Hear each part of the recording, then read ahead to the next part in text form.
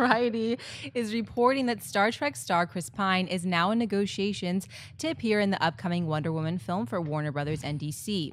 According to the report, Pine would play Steve Trevor, the longtime romantic interest for Wonder Woman.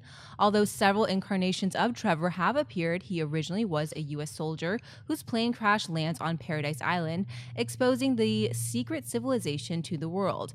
Dennis, would the addition of Chris Pine be a good move for Wonder Woman? I think it would, especially considering that Gal Gadot is not a big name, and you bring someone like Chris Pine in, who's led 2 big franchises with Star Trek and Jack Ryan, and people generally like him. I also like that the studio is making moves like this, trying to get someone good and well-known in this role, as long as that character doesn't overshadow Wonder Woman, and it doesn't become the Chris Pine show. But another thing it does do, though, is there was all those rumors about Chris Pine possibly being Hal Jordan for the next Green Lantern. Well, if he becomes this, he's not going to be Green Lantern at all. What do you think, Christian? It's also interesting because we don't know if there's going to be a period piece movie, because there's also rumors that with Wonder Woman being very old by the time, I don't know, hundreds of years old, so they could do a period piece and make him part of like the 40s, 50s, whatever they wanted to do when he first stumbles upon her.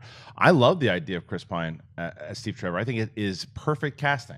And I agree with you 100% that because although by the time that Wonder Woman standalone movie comes out, she'll already have been in Batman v Superman, and the audience is either going to be on board with her or they're going to be like, who cares about this standalone film? She was terrible in the last one. I don't think it's going to be the case. I think it'll be the former. I think that she's going to wind up delivering as Wonder Woman. But yes, having Chris Pine to work against, he's got a lot of charisma. I think he's perfect for this role.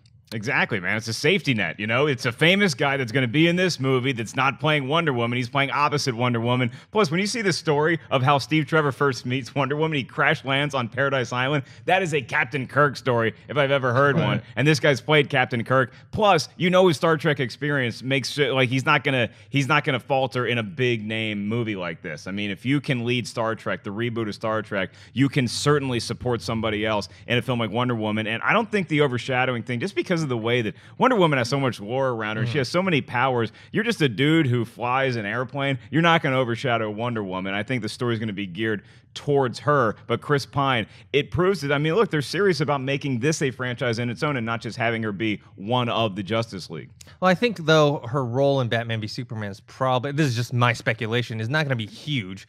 She's going to be in it, but I don't know how big of a role. Yeah, but more than just like an extra. Enough to where we'll say, okay, I'm buying it, I want to see more, or uh-oh. You're going to get one of the two. Even if it's a 5-minute scene, you're still going to know, oh, I'm not buying it. And again, I think we are going to buy it. But the question is, it looks like they're doing something different than Marvel in general, which I like, is that you're going to be introduced to her first. And I would assume that the Wonder Woman movie would be a prequel, or because it's an origin story, and she'd already be established in current times in Batman v Superman, right? Yeah.